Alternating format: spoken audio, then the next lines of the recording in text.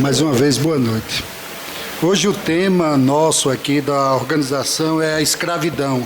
Pietro irá falar sobre os bem-aventurados, os misericordiosos. E nossa irmã Patrícia irá fazer a prece de agradecimento final em nome de todos nós. A escravidão no nosso país é de tamanha vergonha, né? Em que estamos há 2018 anos e em 1500 se descobriu o nosso país. E nos servimos, né, em outras encarnações para trazer irmãos nossos de cores da África, né, para o nosso país e colocamos como animais, tratamos eles como animais. Devemos desculpa à raça negra, em nome de todos os brasileiros, né? Devemos desculpa pela ignorância da época. Hoje não é mais permitido. Hoje já temos ciência, condição moral de não nos permitirmos a tamanha absurdo. Mas existem outras escravidões. No mundo espiritual também existem trabalhadores que se vendem aos vícios e servem aqueles que os chamam para as suas infelicidades. E muitos desses irmãos precisam ser lembrados que estão se tornando escravos desses desejos, desses sentimentos. E quando, no ato da doutrinação, mostramos a ele que ele pode se libertar do vício, daquela necessidade, daquela sede de servir ao capitão do mato, assim chamando no mundo espiritual, que ele tem direito à sua carta de alforria, à sua libertação, que ele é um filho de Deus e merece conhecer a verdadeira pátria espiritual, os campos celestes, os mundos em que, quando eles visualmente percebem que podem ter acesso, ficam encantados. Como nós chegamos a uma praia, né? Uma praia bonita, como ela nos toca, né? Uma paisagem bonita, quando ela nos motiva a admirar a beleza de Deus, a sua presença na natureza. Outros também se escravizam pela fofoca, não conseguem adormecer a língua, tem que trabalhá-la para escravizar alguém, e não sabe ele que naquele ato encontrará alguém que é muito amigo daquele que ele fala e vai criar ali uma obsessão. A primeira obsessão simples a gente adquire pela fofoca. Se eu falar mal de Pietro, de Patrícia, aqueles desencarnados que amam e gostam desses irmãos não vão me ver com bons olhos. Irão começar a me acompanhar para ver o tamanho dessa discórdia que eu posso criar. E irão criar situações que eu possa tomar do meu próprio veneno. Então, pedimos que tenhamos cuidado com a nossa língua. Outro tipo de escravidão, a sexolatria. Outro, a avareza. Outro, a falta de cuidado com o próximo. Tem coisas que a gente abre mão facilmente, mas não desculpa tão facilmente. Existem diversas ferramentas para a gente se libertar desses males. O maior dela é a consciência que somos filhos de Deus. E para que a nossa prece saia desse plano aqui horizontal e comece a ascender, ela precisa ser mais leve, menos grosseira. Isso em sentimentos. Em palavras, as palavras não vão traduzir a boa prece. Como o nosso irmão Cláudio inúmeras vezes nos ensina que um camponês pode chegar no seu trabalho logo cedo, tirar o chapéu e dizer ao Pai Celestial: estou pronto para o trabalho. É o que ele sabe chamar de prece. Então, a primeira coisa que devemos fazer é uma prece para nos libertarmos dessa escravidão, de nos colocarmos à disposição do nosso anjo da guarda para cuidar daqueles que estão sob nossa responsabilidade. O pai com o bebê, eu com minha filha, os irmãos com suas famílias. E aqui nessa tribuna, a mediunidade ela é expandida. Daí vocês só observam 3 espíritos, daqui a gente observa centenas, sentados, encarnados como nós. Não adianta fugir, somos espíritos imperfeitos, buscando nessa escola, nesse dia a dia, conhecermos, praticarmos o autoconhecimento, porque o filósofo Sócrates já nos lembrava, né? O conhece a si mesmo, a ti mesmo.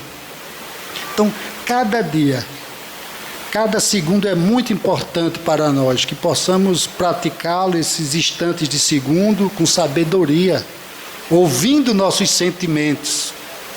Para os que não têm paciência, escute alguns instantes a sua respiração. Aí pratica mais uma vez, porque assim a gente vai evitar de se aborrecer, que a cólera possa tomar conta do nosso raciocínio. Então vamos usar o freio da razão. E algumas coisas a gente precisa realmente da velocidade da ação, que a gente só tem uma encarnação hoje. Para voltar, a fila é muito grande. Dizem que são 20 bilhões, temos aqui encarnados 6 bilhões, a diferença é 3 para 1. Quem tem o merecimento de voltar amanhã, se desencarnar hoje, ir para o final da fila? Então, a razão pede também que aproveitemos melhor esse tempo aqui. Não é fácil, né? Nós sabemos disso, mas não é impossível. É uma conquista, é um valor de trazer o brilho nos olhos. Isso nós sabemos quando nos apaixonamos. Quando encontramos a pessoa amada, os olhos brilham, o sorriso é largo. Que possamos fazer isso por nós mesmos, né? De agradecer o banho, se for morno, se for gelado, se for a gosto, paciência. O bom sono. Dizem que a importância de dormir bem, né? Para a gente controlar a diabetes tipo B. Então, vamos ser um pouco mais sonolentos, dorminhocos, mas com a certeza de acordar, de ter feito o melhor para nós. E vir à casa espírita, nós já estamos um pouco crescidos de não mais necessitarmos de nos vitimarmos. Hoje viemos para ajudar. Hoje viemos para esclarecer aquele que está há tanto tempo ao nosso lado querendo uma modificação. Um alô, um oi. Tem espíritos que chegam, que queria conversar, que queria descobrir o que está acontecendo, que ele tenta falar e não sabe o porquê. Como tem outros que vêm com a mágoa. Passar o dia todo ao lado de quem estamos magoados não é fácil. Mas preferimos muitas vezes só para mostrar que somos semelhantes a eles. Então precisamos ter essa paciência de compreendê-los, que o modelo que é o Cristo, acreditem, muitos encarnados ainda não conhecem o Cristo, não percebem a sua existência. Ele, como líder natural, modificou o nosso calendário, antes e depois do Cristo. Se alguém tem dúvida da existência dele, ele foi o único encarnado que modificou o nosso calendário, antes e depois dele. Aí vamos para outros exemplos. Se fosse o Cristo, como ele iria agir? Num caso, quando ele foi crucificado, 2 mães se encontraram naquela tarde. Maria e a mãe de Judas. Nunca nós falamos da mãe de Judas, que também perdeu o filho naquela tarde. Por ignorância dele, mas também é o Filho de Deus. E o Cristo, na primeira oportunidade, disse a Pedro: Pedro, vamos socorrer Judas.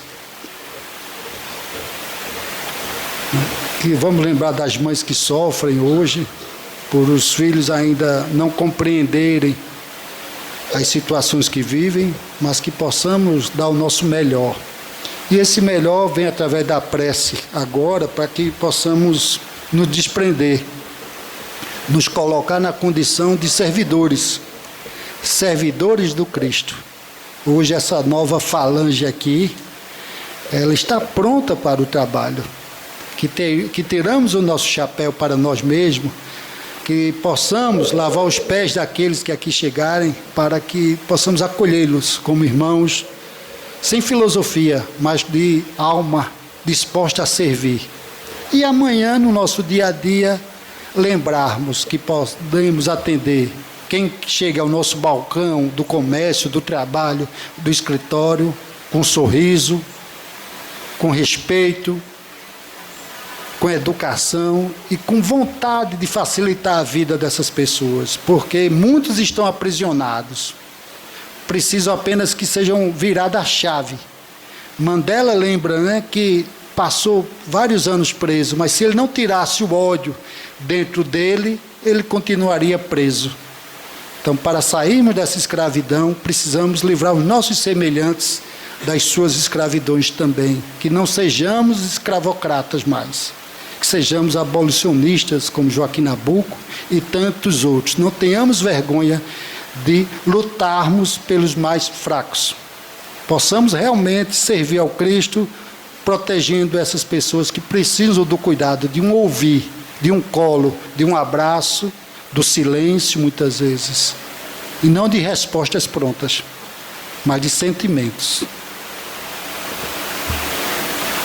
Em nome de Deus, em nome do Mestre Jesus, em nome de Manuel Quintão, em nome da espiritualidade amiga que trouxe cada um dos presentes, encarnados e desencarnados, pedimos a Ti, Senhor, a proteção para os trabalhos desta noite, a inspiração para o nosso irmão Pietro, que cada um dos acolhidos nesta casa, Pai, possa encontrar a Tua pátria celestial, observar os jardins que estão prontos e cultivados, que possamos sairmos daqui felizes, compreendendo nossos trabalhos e pedimos mais uma vez por Tua assistência. Com essa feita, damos por iniciada a reunião pública desta noite, passando a palavra ao nosso irmão Pietro. Boa noite a todos. Iniciamos a noite de hoje, o assunto que nos foi passado é mais uma bem-aventurança. Mês passado falamos sobre todas as bem-aventuranças e hoje o tema é mais específico. Ela passa pelo capítulo 10, onde fala dos misericordiosos. E aí, joia, quando eu descer... Aí eu coloquei um texto da palestra passada, aonde Gandhi citou certa feita, que o seu Cláudio gosta muito de falar dessa frase, né, que se toda a literatura espiritual da humanidade se acabasse e só tivesse restado as bem-aventuranças, nada estaria perdido. Para você ver quão fortes são as palavras de Jesus, né, e muitas vezes em uma frase ele contém ali ensinamentos para uma vida toda, quanto mais nas bem-aventuranças. E aí a gente colocou de novo aqui as bem-aventuranças, né? E vocês já devem ter escutado diversas vezes, mas é sempre bom lembrar. Onde ele fala que bem-aventurados são os pobres de espírito, porque deles é o reino dos céus. Os que choram, porque serão consolados. Os que têm fome e sede de justiça, porque serão saciados. Os que sofrem perseguição pela justiça, porque o reino dos céus é para eles. São brandos, porque herdaram a terra. Os misericordiosos, que é o tema de hoje, porque alcançarão a misericórdia. Os que têm puro coração, porque verão a Deus. Os pacíficos, porque serão chamados filhos de Deus. A gente falou sobre cada tema desse na palestra passada. E fala que bem-aventurados sois quando por minha causa vos injuriarem e vos perseguirem e mentindo disserem todo mal contra vós, regozijai-vos e exultai, porque é grande o vosso galardão nos céus, pois assim perseguirão aos profetas que vierem antes de vós. Evangelho segundo Mateus. E aí, de todo esse tema, de todas essas bem-aventuranças, a gente vai falar só de uma, que é os misericordiosos, né? E aí a gente pergunta, é bom sempre a gente ir ouvindo as coisas e entendendo o que a gente está ouvindo, né? O que é uma pessoa misericordiosa? Aí a gente vai de novo no dicionário, né, com a lupa do mês passado, só que dessa vez trocou o assunto, né? E a tradução de misericórdia. E tem dito que é o ato concreto de manifestação do perdão, aquele que perdoa as ofensas que lhe fazem, né? Então a gente já entende que misericórdia é um sinônimo de perdão. E aí a gente pode começar a palestra de hoje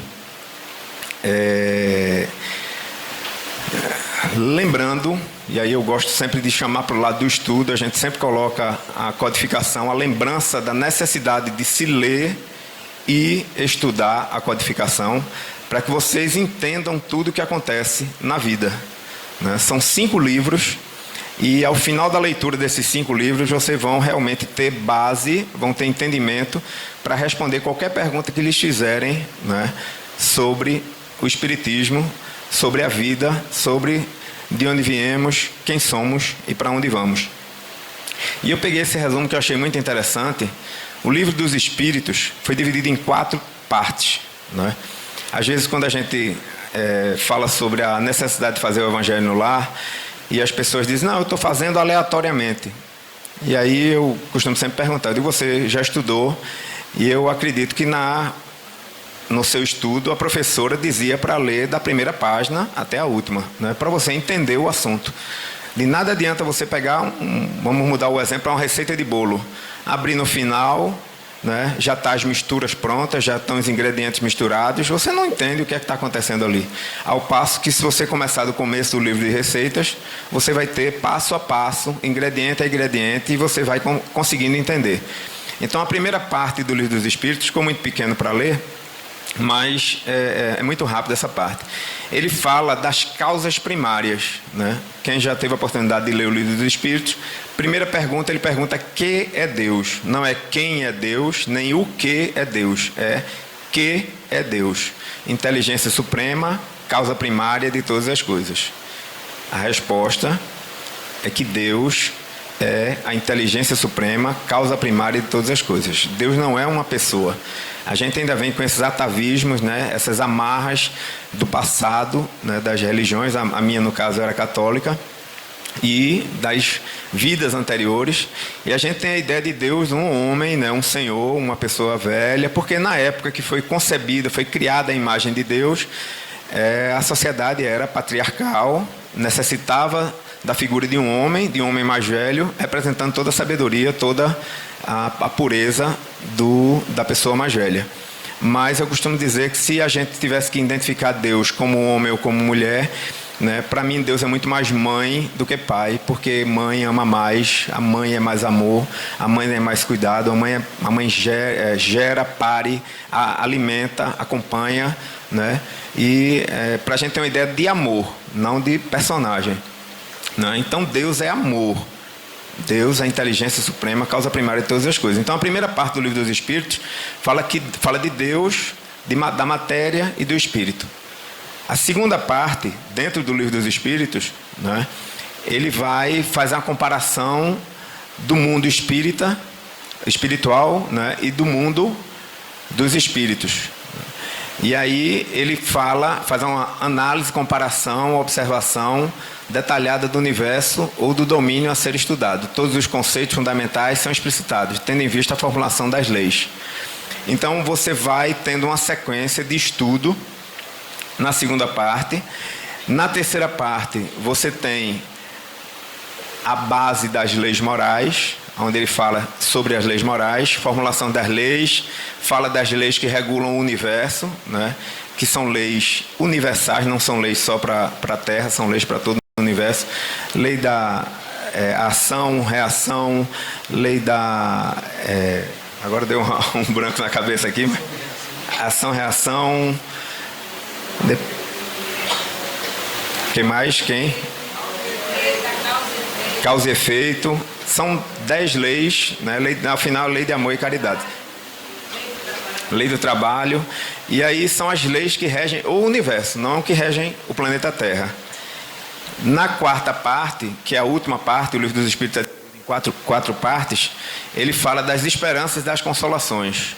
É a dedução das consequências e busca das aplicações úteis, através das leis formuladas, sobre os indivíduos do universo, né? São as esperanças e as consolações. Esses 4 itens, essas 4 partes, compuseram o Livro dos Espíritos, que foi o primeiro livro que Allan Kardec codificou. Da primeira parte, que são as causas primárias, veio a Gênese. Primeiro item do Livro dos Espíritos, dos 4 itens, veio a Gênese. Da segunda parte, veio o livro dos médiuns, que é onde fala do mundo espírita, ou do mundo espiritual, ou do mundo dos espíritos. Da terceira parte, das leis morais, veio o Evangelho segundo o Espiritismo. E da quarta parte do livro dos Espíritos, das esperanças e consolações, o céu e o inferno. Então, dessa base aqui, a gente tem a codificação espírita. A gente tem o que é o centro espírita, a gente tem o que é o espiritismo, a gente tem o que é a casa espírita. Então, para vocês que estão chegando agora, estão há pouco tempo conhecendo a doutrina, lembrem-se que precisa estudar, né? A gente precisa, como foi dito a Chico Xavier por Emmanuel, a gente precisa de disciplina, disciplina e disciplina.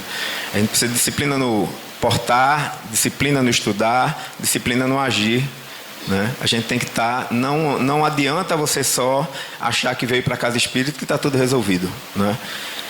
E aí, tu vai tocando agora? E aí, a gente passa aí, mais uma vez... Pode passar. Passa mais uma vez para minha amiga, que ela diz que toda vez que olha para a cabeceira, vem um homem da cara feia olhando para ela, né? Lembrando a ela que ela tem que estudar. O homem da cara feia que ela fala é Allan Kardec, né? E aí a gente tem de onde eu vim, que é a Gênese, quem eu sou, Livro dos Espíritos, para onde eu vou, Céu e Inferno, o que eu sinto, o Livro dos Médiuns, e por que sofremos, o Evangelho segundo o Espiritismo. Procurem começar a ler. Devagarinho, 15 minutos por dia, 5 minutos por dia, uma página por dia. Mas isso vai ajudar muito a vocês, né? E teve uma pessoa que falou comigo hoje, disse que está aqui há quase um ano e que a vida dela já está melhorando, está começando a se encontrar mais. Eu digo, você tem sorte. Comigo, demorei 8 anos para poder realmente entender tudo o que estava acontecendo. Mas cada um tem o seu tempo. Cada um tem o seu tempo. E aí, vamos começar então na primeira parte aí do capítulo 10. Perdoai para que Deus vos perdoe, né? Eu falei na vez passada e torno a repetir, é muito comum a gente ver as pessoas brigando e dizer, não, ele que errou, ele é que tem que pedir perdão, né? Mas o mais sublime não é quem erra nem quem acerta, é quem procura a reconciliação, né? Aquele espírito que está mais evoluído, por milímetros que seja um do outro, é aquele que procura e diz, o que é que está acontecendo, né? Vamos conversar? Aconteceu comigo um fato interessante. Tinha uma pessoa que estava sem falar comigo já, acho que há 1 ano e meio, vê quanto tempo faz, e eu notava que ela falava meio cara feia, meio a contragosto, e um dia entramos no mesmo ambiente, eu olhei para ela e ela não olhou para mim, ela baixou a cabeça, pegou o que tinha que pegar e saiu. Aí deu aquele estalo, eu disse, rapaz, realmente ela está com raiva de mim. E aí eu esperei o momento certo, chamei, ela não, diga. Eu digo, não, senta aqui por favor, que eu queria falar com você olhando nos olhos.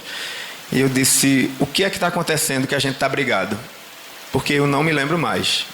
E aí ela disse, Pietro, você tem uma coisa que meu marido tem, que eu acho interessante.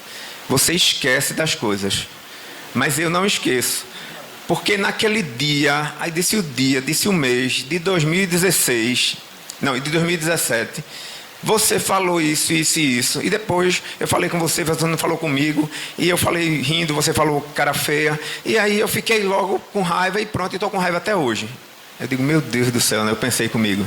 Eu digo, olha, me desculpe se eu te fiz algum mal, me perdoe, né, pelo mal que eu te fiz, pela resposta que eu te dei, mas eu acho que a amizade da gente é muito mais importante do que isso. Quanto tempo a gente se conhece? Ela fez, não, eu sei, eu estou errada, você conseguiu esquecer, mas eu não esqueci. Eu digo, então pronto, eu estou olhando para você agora e estou pedindo perdão. Me desculpe, porque eu não queria brigar com você, eu não queria ficar sem falar com você, e eu vinha notando esse tempo todinho essa nossa desunião, esse choque que dava quando a gente se olhava, né? Então, eu fiquei feliz comigo depois, por conta de ter conseguido dar esse passo, né? Mas eu já aprendi comigo mesmo, tem até aqui a minha irmã do coração, que é Cessa, que de vez em quando a gente arenga, a gente dá um choque. Mas aí, quando eu chego, a primeira coisa que eu faço é dar um abraço nela. Eu digo, vamos dar um abraço, todas as... Ela outro desse veio falar um negócio, eu digo, mas Cessa, não fica com raiva não. Eu digo, não estou com raiva não. A gente dá umas às vezes a gente dá umas arengadas, mas é normal, né? Somos irmãos, aqui é uma casa, aqui a gente, todo mundo convive muito tempo. Estamos aqui há 10 anos, mais de 10 anos convivendo, né? Então é normal que a gente arengue, é normal que a gente, mas é normal, mas é imprescindível que a gente faça com que o amor floresça entre a gente. É imprescindível que a gente se abrace, é imprescindível que a gente dê beijo, é imprescindível que a gente sorria, né? Que a gente ouça, que a gente tenha o sentimento de ver quando é que a gente está errado, né? E ir lá e pedir desculpa, realmente do fundo do coração. O que é que eu fiz? Vamos acabar com isso, vamos voltar, vamos deixar de arengar, né? E aí a gente voltou, briga, arenga, briga, volta. Hoje a primeira coisa que eu chego, primeiro que eu dou um abraço, a gente tem um abraço aqui contando até 10. Aí ela disse, está contando de frente para trás? Eu digo, de frente para trás e de trás para frente. É 20, um abraço com você é de 20. Não falei isso hoje não para você? Falei. De frente para trás. 20.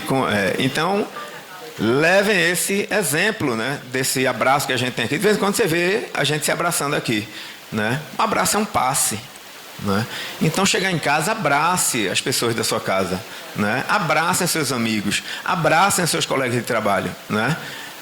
Dá aquele abraço e, de repente, vai ter dia que você vai estar passando energia, de repente vai ter dia que você vai estar recebendo energia. Mas é uma troca sempre. Então, perdoai para que Deus os perdoe. Bem-aventurados são os misericordiosos, obterão misericordiosos. Quem perdoar, vai ser perdoado, né? Em Mateus ele diz também que se perdoarem as faltas que cometem contra vós, também vosso Pai vos perdoará, né? É perdoando que se é perdoado. Se contra vós pecou vosso irmão, e de fazer ele sentir a falta em particular. Outra coisa, brigou, não precisa estar lavando roupa na frente de todo mundo, né? Chega, chama a pessoa, vai no canto e conversa, né? Não vai resolver os problemas, porque às vezes pode ter alguma discussão, alguma exaltação, mas em particular, né? Chama teu irmão em particular e ele cita, Mateus também fala, na parte quando Pedro pergunta a Jesus, quantas vezes perdoarei meu irmão quando houver pecado contra mim? Até 7 vezes, que era costume da época. Jesus sempre com a resposta inteligente, 70 vezes 7, né? Não só 7, 70 vezes 7 dá 490. Aí seu Cláudio sempre lembra, cada vez, cada falta, por dia, fez Chico Xavier, né? É que seu Cláudio sempre lembra, né? Cada vez. Então a gente está muito longe, né? Como o Romero disse, a gente está muito longe ainda, né? E é nessas horas que a gente para e vê o quão insignificante nós somos, né? E às vezes a gente acha que é alguma coisa e não somos nada. Seguindo aí a próxima parte, reconciliação com os adversários. Reconciliai-vos o mais depressa possível com o vosso adversário, enquanto estáis com ele a caminho, para que ele não vos entregue ao juiz. O juiz não vos entregue ao ministro da justiça e não sejais metido em prisão. Digo-vos em verdade que daí não saireis enquanto não tiver pago o seu último ceitil, né? Então, eu coloquei essa imagem aí bem sugestiva para que a gente se reconcilie enquanto estamos caminhando.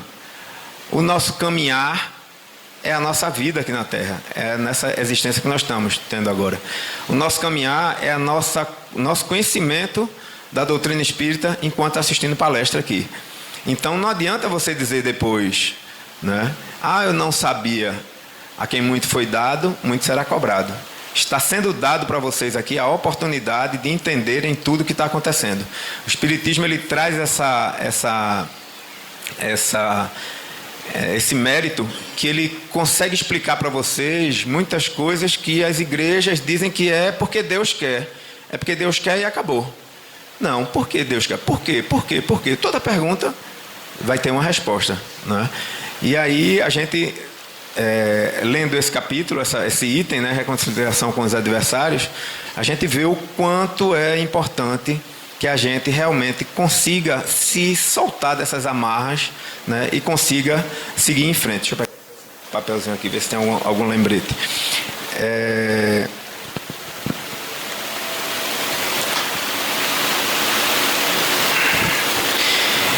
E aí, lembrando aqui também, essa questão da reconciliação com os adversários, dessa raiva que a gente tem da outra pessoa, só vai fazendo mal para a gente, né? Eu costumo sempre dizer que ter raiva de alguém é como beber um copo de veneno e querer que o outro morra. Ah, eu odeio Bob, eu odeio Bob. Quem? Bob não está nem aí, está ali sem escoradinho na parede, né? Na paz. E eu estou aqui odiando Bob. Está fazendo mal para quem o ódio? Para mim, né? Eu é que estou me envenenando com o meu ódio, né? Não funciona, não tem como dar certo. A tendência é só dar errado. Vamos agora para o próximo item, que é o sacrifício mais agradável a Deus. Aí coloca-se uma imagem de Abraão, onde ele foi até o Monte Moriá, uma das histórias da Bíblia, né? Com o seu filho para imolá-lo, quer dizer, matá-lo, né? E oferecer a Deus, que naquela época se oferecia o sacrifício de animais, em uma fogueira, né? Está a madeira aqui, queimaria ele para Deus. Apareceu um anjo para ele e fez esse pedido a ele, que ele, para provar que ele obedecia ao Senhor, ele precisava fazer isso, né? Nós temos uma visão diferenciada da Bíblia. A Bíblia para nós é um livro histórico, né? Um livro de histórias, não é um livro escrito por Deus, porque muitas coisas ali não combinam com a ideia de Deus, né? Onde é que a gente ia imaginar que Deus ia mandar matar o filho para poder dizer que obedecia a ele, né?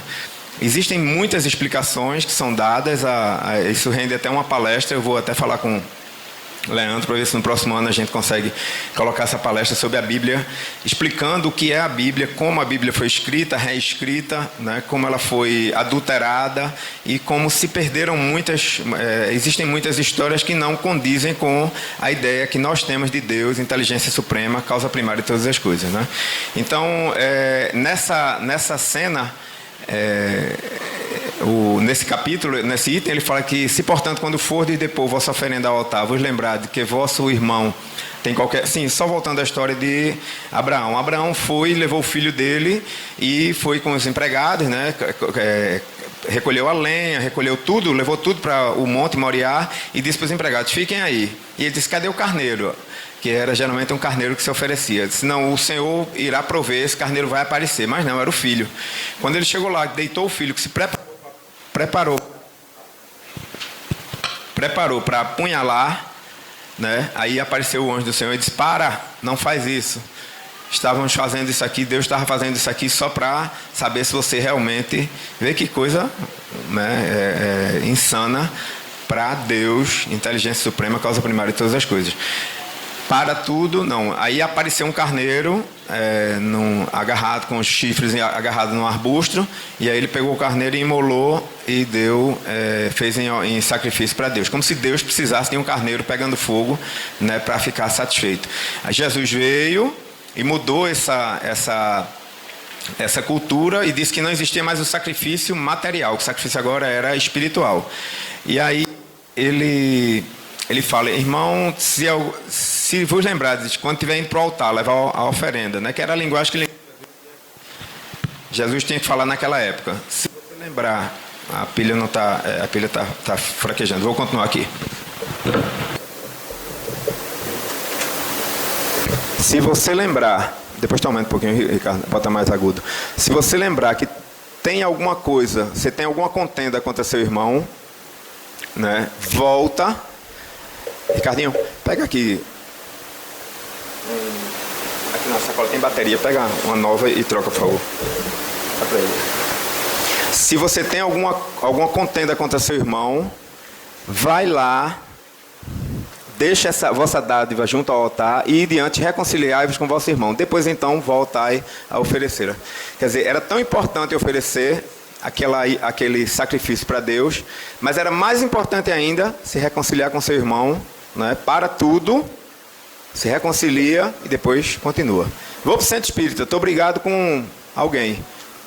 Durante a segunda-feira, ou domingo, ou no sábado, para o plano de ir para o centro espírita, se reconcilie com vosso irmão para poder você ir para o centro espírita. De nada adianta você estar aqui e estar brigado, estar de mal, estar com ódio de alguém. né? A gente está dando um banho de água limpa e você está dentro de um saco plástico todo coberto, dentro de uma capa com guarda-chuva, né? Não querendo ser beneficiado com essa limpeza. Outra que é conhecida, o argueiro e a trave, né? Como é que vedes um argueiro no olho do vosso irmão, quando não vedes uma trave no vosso olho?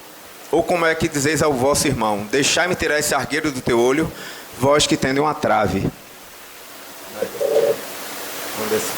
Vamos ver se melhorou agora. Então, eu coloquei até esse desenho, que eu procurei uma foto, mas não consegui uma foto que representasse, a gente colocou esse desenho, né? Então, muitas vezes, a gente tem o costume de muita gente que aponta os erros do próximo. E tem erros muito maiores dentro de si. E aí a gente não consegue ver os erros que estão conosco. Por isso que é muito importante o silêncio. Quando a gente pede silêncio aqui, não é por nada não. É para que você consiga escutar a coisa mais difícil que você tem para escutar o dia todo. Você, né? A gente escuta música, rádio, televisão, noticiário, tudo. A gente ouve tudo. Barulho de carro, barulho de buzina, barulho da rua, sirene, tudo. Chega em casa, liga a televisão, liga o rádio. Não para. Por isso que é tão importante a meditação, não é? Os hinduístas, eles meditam, ficam em silêncio, não é? E eu sempre aconselho a gente colocar um fone de ouvido e começar a meditar, começar a entender o que é que está acontecendo conosco. E aí eu sempre digo, numa situação dessa, como é que Jesus reagiria? Está vendo um erro no irmão lá. Será que vocês viram Jesus apontando o erro de ninguém?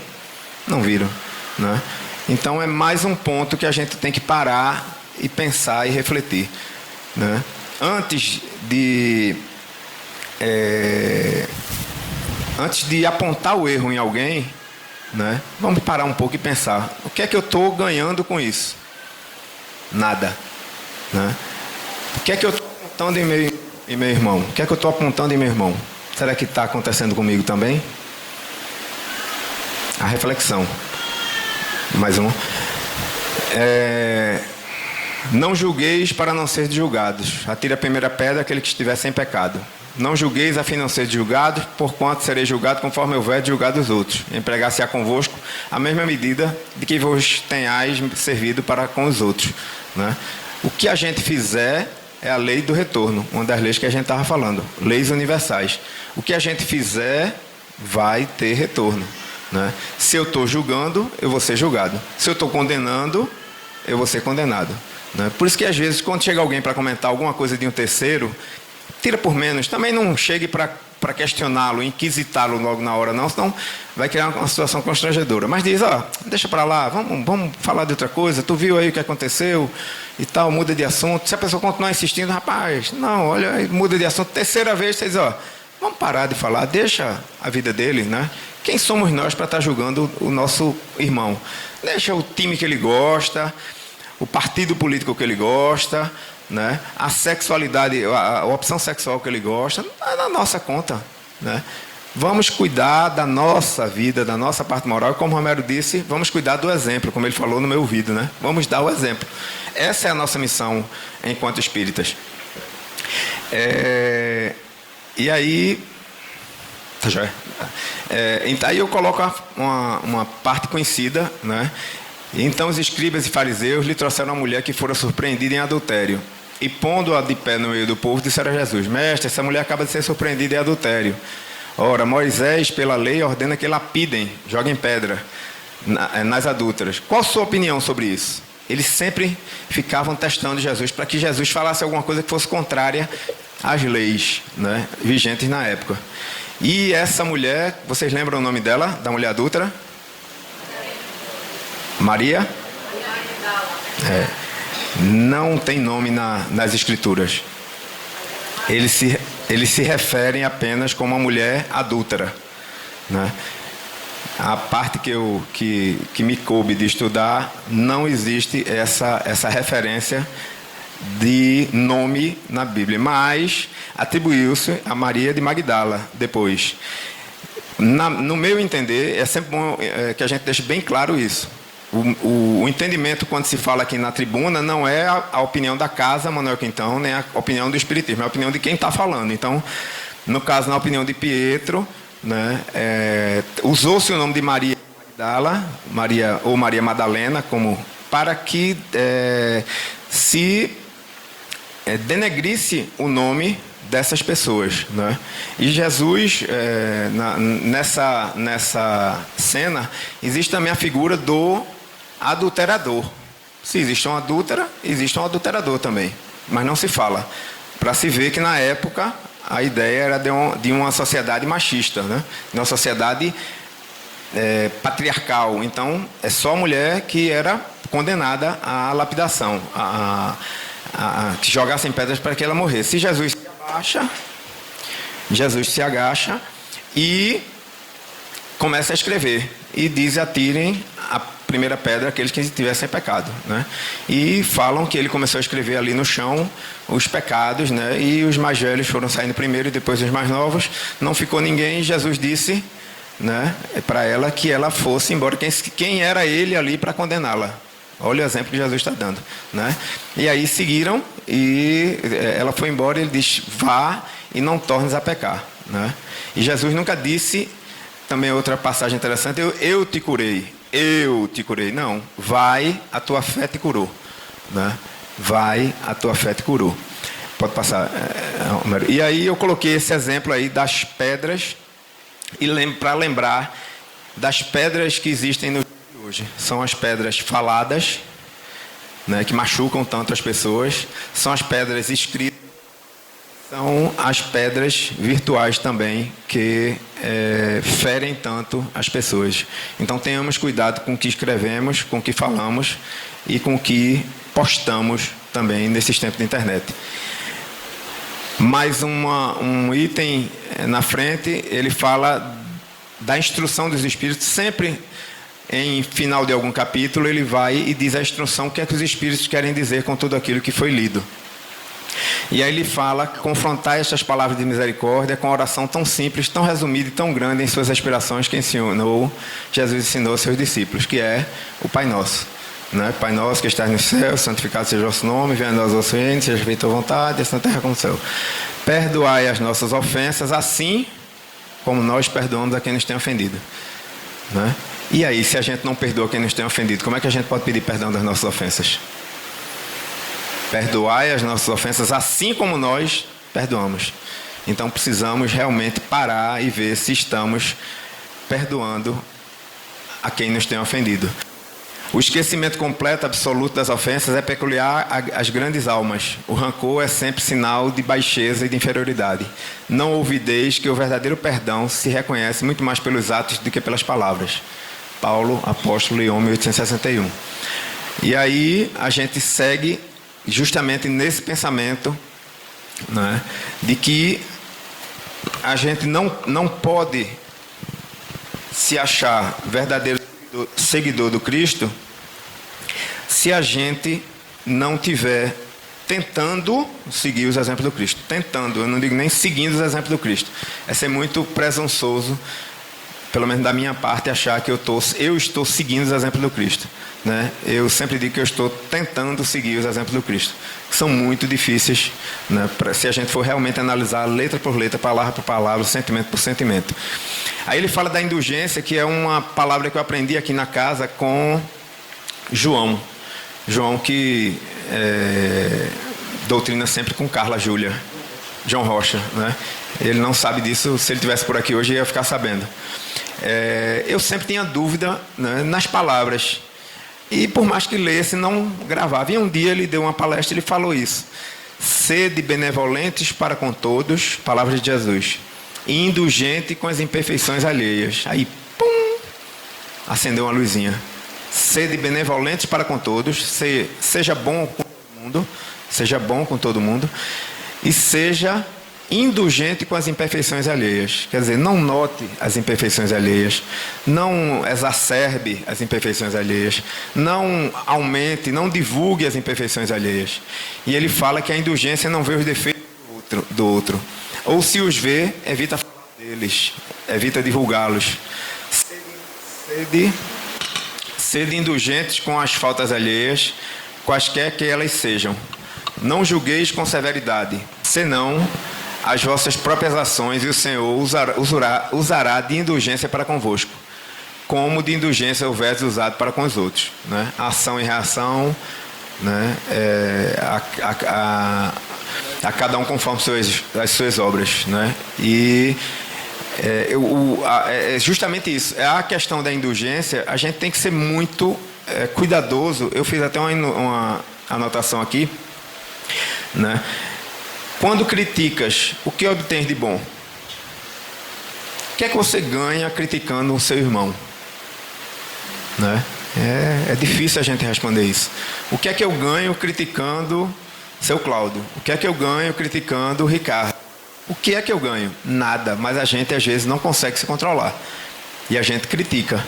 Né? E aí é o que eu digo, cadê o exemplo de Jesus? Como é difícil seguir. É uma luta diária. Né? Não tem nenhum santo aqui falando com vocês, não tem nenhum santo aqui na bancada, nenhum santo trabalhando aqui nessa casa.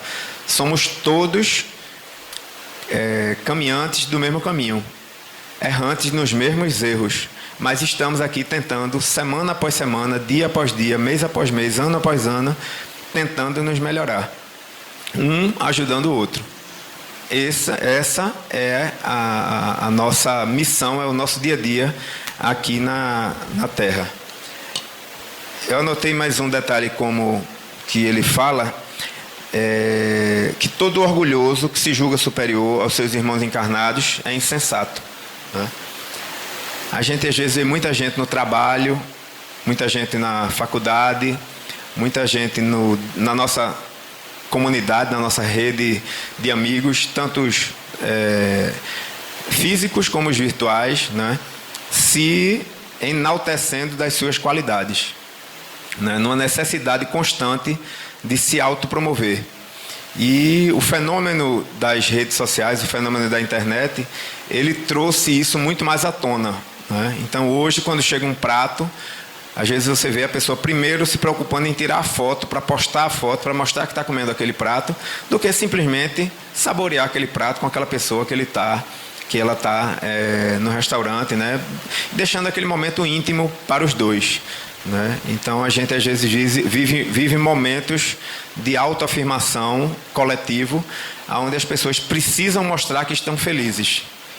E muitas vezes elas não estão felizes. Né? Felicidade nas redes sociais e a desestrutura total, moral, né? E de convivência em seus lares. Então esse é um problema do nosso século, é um problema que a gente tem que enfrentar, né? E já estamos enfrentando, as ciências já estão cuidando dessas dependências, que, como o Romero falou, não só as químicas, não só as materiais, mas também essas dependências virtuais que nós estamos tendo e que muitas vezes nos deixam em situações constrangedoras. Né?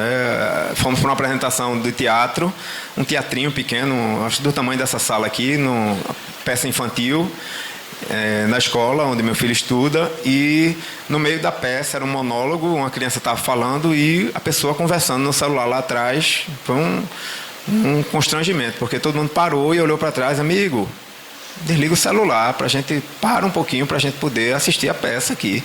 Né? É um problema que a gente tem em todo canto hoje, em todos os lugares, né? Mas que a gente tem que ir combatendo com o exemplo.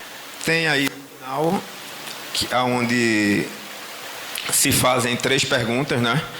É permitido repreender e notar as imperfeições dos outros, divulgar o mal de outrem. Aí, ninguém sendo perfeito, seguiciar, ninguém tem o direito de repreender o seu próximo? É a pergunta, né? Aí, será repreensível notarem-se as imperfeições dos outros, quando daí nenhum proveito possa resultar para eles, uma vez que sejam divulgadas? A segunda, e haverá casos em que se convenha que se desvende o mal de outrem? As respostas, eu não lembro se eu coloquei aqui. Não, eu coloquei, eu vou responder então, aqui no meu papel. Então, a primeira pergunta que foi feita,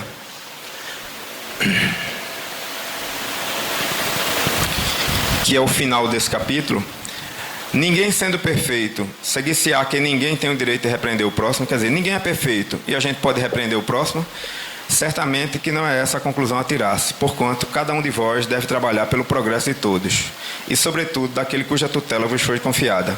Por isso mesmo, deveis fazê-lo com moderação, para um fim útil, e não como a maioria das vezes, o prazer de denegrir. Então, se a gente vai chamar a atenção de alguém, que seja por um fim útil, por um motivo que realmente exista a necessidade, e sempre em particular. Segunda pergunta, será repreensível notarem-se as imperfeições dos outros, quando daí nenhum proveito possa resultar para eles, uma vez que não sejam divulgadas? Tudo depende da intenção. De certo, ninguém é defeso ver o mal, quando ele existe. O erro está em fazer-se que a observação redunde em detrimento do próximo, desacreditando sem necessidade na opinião geral. Temos que tomar muito cuidado todas as vezes que formos repreender ou notar alguma imperfeição. Não é que a gente não vá poder mais ver as imperfeições, a gente precisa ver, mas é a maneira com que a gente vê, a intenção com que a gente está vendo e o jeito que a gente vai falar. Terceira pergunta, haverá caso que se convenha se desvende o mal de outrem? É muito delicada essa questão e para resolvê-la necessário se torna apelar para a caridade bem compreendida. Se as imperfeições de uma pessoa só ela prejudicam, nenhuma utilidade haverá nunca em divulgá-la. Se, porém, pode acarretar prejuízo a terceiro, deve-se atender-se de preferência ao interesse do maior número. Então, a gente tem que prestar muita atenção no que a gente vai repreender, sempre com bom senso, sempre com a privacidade, chamando a pessoa ao canto e nunca repreendendo na frente dos outros. Chegamos aos 5 minutos finais. Eu vou passar a palavra para o nosso irmão Romero. Quero só agradecer mais essa oportunidade e deixar essa mensagem de que, ao chegar em casa hoje, abracem um familiar, abracem amanhã um amigo do trabalho, liguem para pessoas que tenham sido importantes em suas vidas em algum momento e agradeça a elas por elas terem lhe ajudado em tal momento. Vocês vão notar o quanto isso é interessante. Ligue para aquele amigo que lhe ajudou há 1 ano atrás, 2 anos atrás, 5 anos atrás e diga: fulano, tá lembrado naquele dia que eu estava aperreado, você me deu um abraço, você conversou comigo, eu estou ligando agora, me lembrei daquele dia, estou ligando para lhe agradecer. Né? O quanto você foi importante naquele momento e eu ainda me lembro de você até hoje. Sempre saiam por aí sendo os divulgadores da Boa Nova do Mestre Jesus. Sempre saiam por aí distribuindo o amor que nós tentamos repassar nessa casa. Agradeço a todos e passar a palavra para o nosso irmão Romero para que ele possa finalizar os trabalhos da noite de hoje. Muito obrigado. Então é hora de unirmos um pensamento, nos entregarmos a Jesus para que nossa irmã Patrícia possa, em nome de todos os presentes, encarnados e desencarnados, agradecer através da prece. Jesus misericordioso, benfeitores espirituais dessa casa, agradecemos pela oportunidade nesse momento de ouvirmos os ensinamentos deixados para todos nós, que possamos compreender a cada dia a necessidade de nos burilarmos intimamente para uma compreensão melhor, para o alcance da felicidade que todos nós buscamos. Que a tua luz, o teu amor e a tua paz possa nos abençoar e nos auxiliar sempre. Que assim seja.